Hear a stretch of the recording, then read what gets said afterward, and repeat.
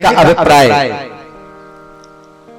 कि ये सब कुशल संत थे, सब एक एक जानने वाले श्रोता थे।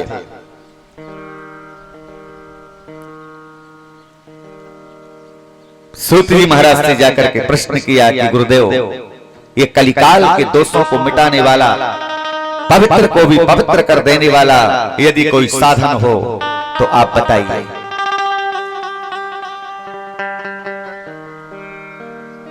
देखना, सूत जी महाराज कहते हैं कि पवित्र को भी पवित्र कर देने वाला यदि कोई साधन है तो वो मात्र है भगवान की कथा, दूसरा कोई साधन नहीं। और कथाएं भी फिर अनेक हैं। देखिए, सारे साधन, एक मणि होती है जिसका नाम होता है चिंतामणि। चिंतामणि, जिस व्यक्ति को ये मणि मिल जाती है, जिस व्यक्ति को ये चिंतामणि मिल जाए और वो मणि को अपने पास रख लो और जिस वस्तु का आप चिंतन करोगे वो आपको तुरंत प्राप्त हो जाएगी, इसे कहते हैं चिंतामणि। और दूसरा होता है कल्पवृक्ष। कल्पवृक्ष के नीचे खड़े होकर के आप जिस वस्तु को याद करेंगे, जिस वस्तु को पाना चाहेंगे, कल्पवृक्ष आपको तुरंत प्रदान कर देता है। देखना, स्वर्ग से लाई हुई संपत्ति को कल्पवृक्ष और चिंतामणि दे सकते हैं, पर वैकुंठ या मोक्ष ये कल्पवृक्ष भी आपको नहीं दे पाएंगे। भगवान की प्राप्ति आपको कल्पवृक्ष भी नहीं करा सकता। भगवान का साक्षात्कार आपको चिंतामणि भी नहीं करा सकती। बोलो, तो कल्पवृक्ष श्रेष्ठ नहीं है। आप सांसारिक लौकिक सुखों को कल्पवृक्ष से खरीद सकते हो, पर भगवान की कथा कल्पवृक्ष भी नहीं दे सकता।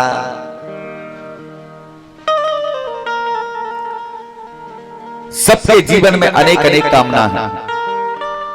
कोई कहता है हमें बहुत बड़े आदमी बनना है, कोई कहता है हमको विधायक बनना है, नेता बनना है, मंत्री बनना है, बन जाओ। कोई कहता है महाराज हमें बहुत गुणवान बनना है, विद्या प्राप्त करनी है। तो कोई कहता है कि महाराज हमारे घर में भारी लड़ाई होती है। ये समस्या है ना जीवन की। कोई कहता है महाराज हमारे बेटे की शादी नहीं हो रही है। तो संत कहते हैं कि जिन्हें नेता बनना है, जिन्हें विधायक बनना है, वो मनुओं की उपासना कर ले, विधायक बन जाएगा अगली पंचवर्षी में। बोलो राधे राधे। कोई कहता है हमारे घर में बहुत लड़ाई झगड़ा होते हैं, दिन भर खटपटी लगी रहती है। तो संत कहते हैं कि उस घर में लड़ाई नहीं होगी। कब? कि जब उस घर में भगवान भोलेनाथ का पूजन होगा।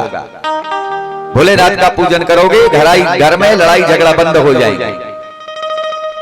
एक कहता है महाराज हमको बहुत बड़े आदमी बनना है। तो बड़ा आदमी बनना है तो धन के मंत्री कुबेर हैं, कुबेर की आराधना करो, बड़े आदमी बन जाओ। एक कहता है हमारे घर में शादी विवाह नहीं हो रहे हैं, तो आप भगवान भोलेनाथ और भवानी पार्वती दोनों का पूजन करो, तो दोनों के पूजन करने से शादी विवाह हो जाएंगे। एक ने कहा कि ना हमें बड़े आदमी बनना है, ना हमें नेता बनना है, ना हमारे घर में लड़ाई झगड़ा होते, ना हमें किसी वस्तु की जरूरत है, हमें कुछ नहीं चाहिए। तो हमें क्या करना चाहिए? ये तो मैंने आपको सकाम बातें बताई, जिन्हें जो पाना है वो ये करो। और एक ने कहा कि जब हमें कछु की जरूरत ही नहीं है तो हम क्या करें? तो एक ने कहा फिर भी तुम्हें करना चाहिए। तो वो बोला कि काय करें हम?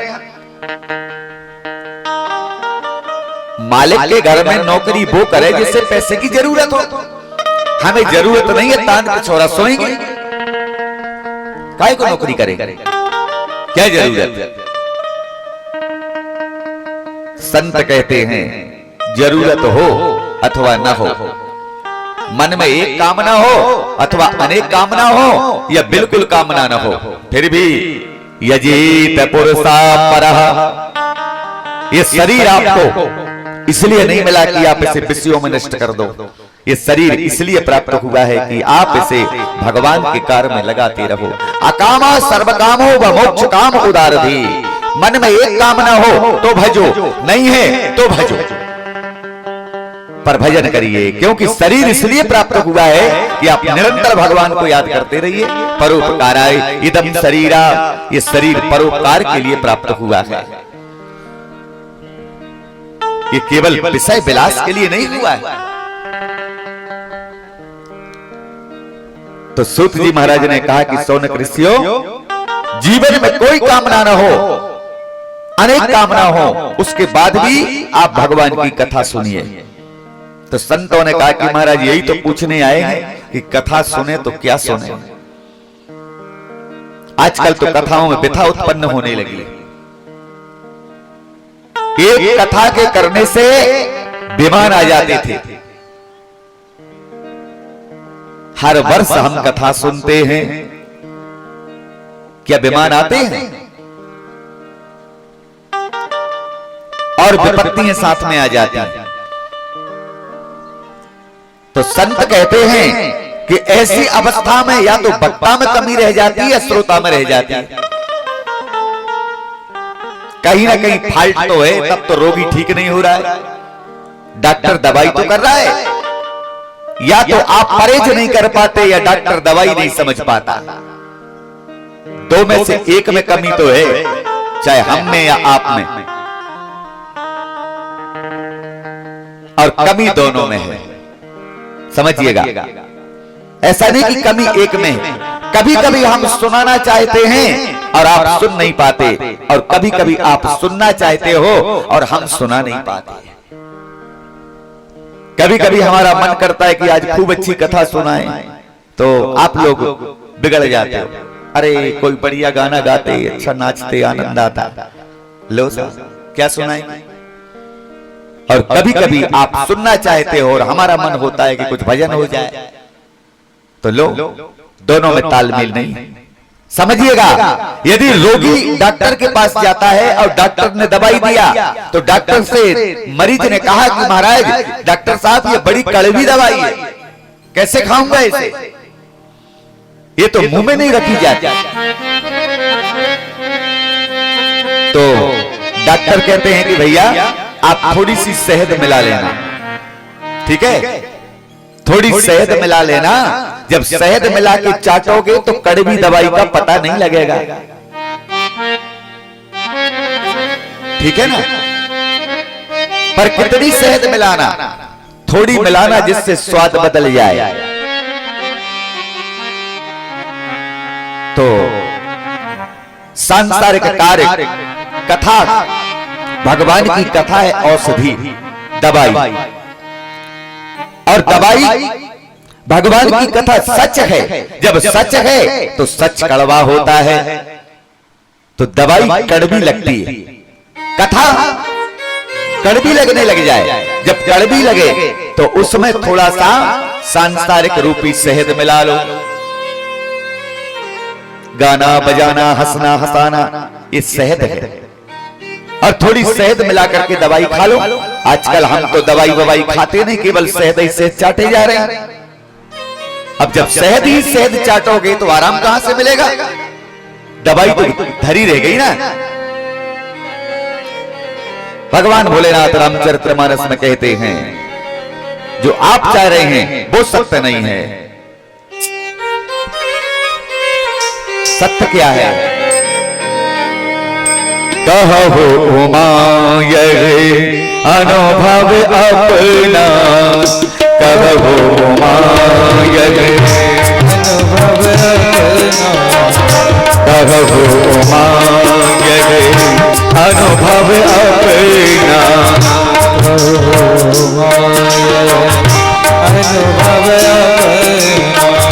सत हरि भजन जगत सब सपना, सत हरि भजन जगत सब सपना, सत हरि भजन जगत सब सपना, सत हरि भजन जगत सब सपना, कहो उमा ये अनुभव अपना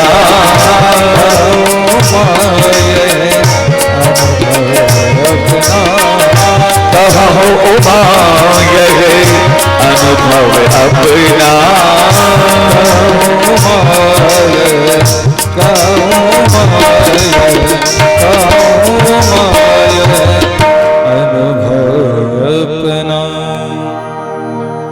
तो सांसारिक रूपी शहद को चाटने वाले संत कहते हैं कि आप जब तक औषधि ग्रहण नहीं करोगे तब तक व्यक्ति रोग से मुक्त नहीं होगा।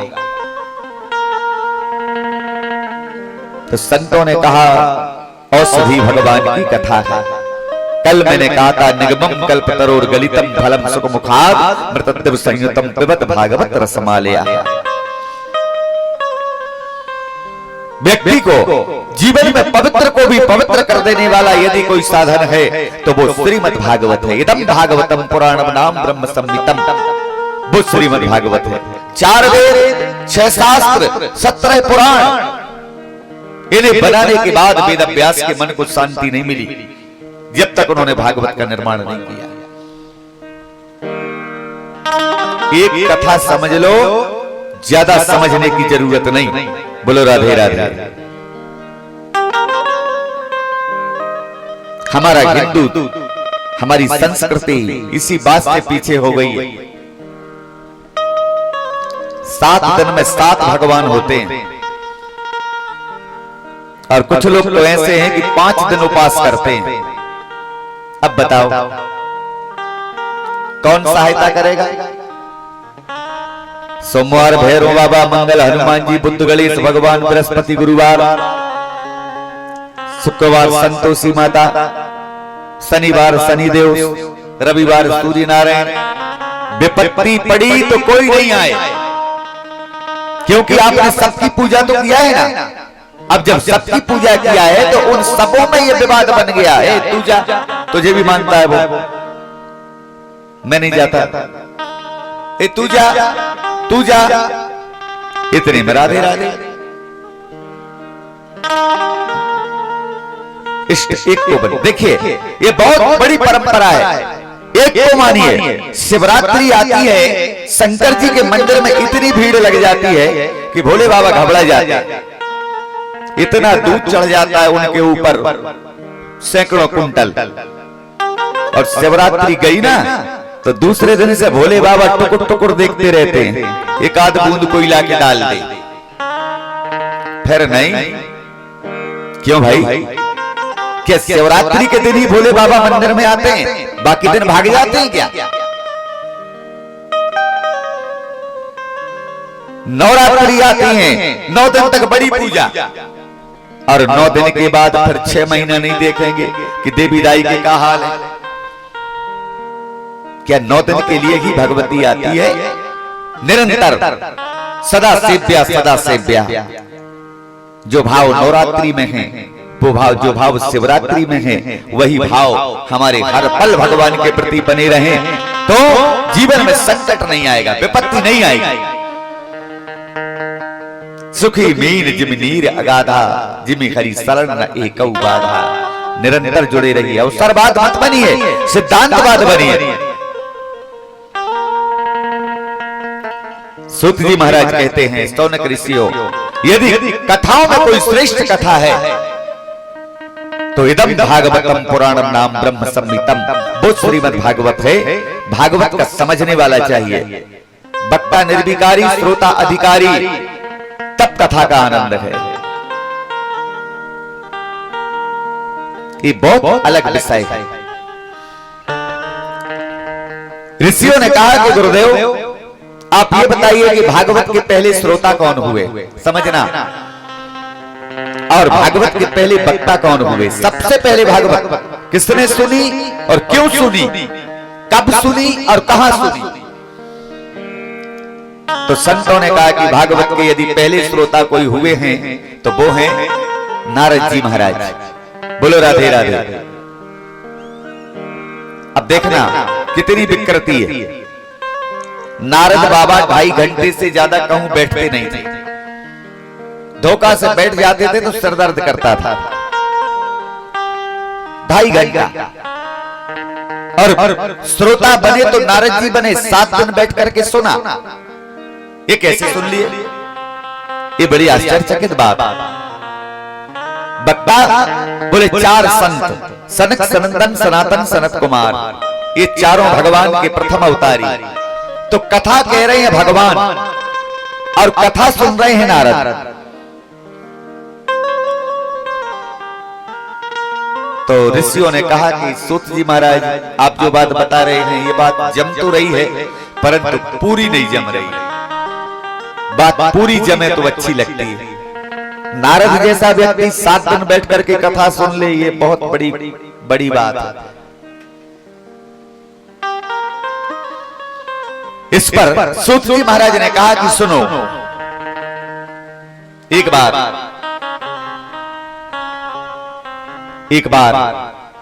जब नारद जी पृथ्वी में भ्रमण करने के लिए निकले, अनेक लोकों पर नारद जी घूमे, लोकपालों में नारद जी भ्रमण करते करते श्रीधाम वृंदावन आए।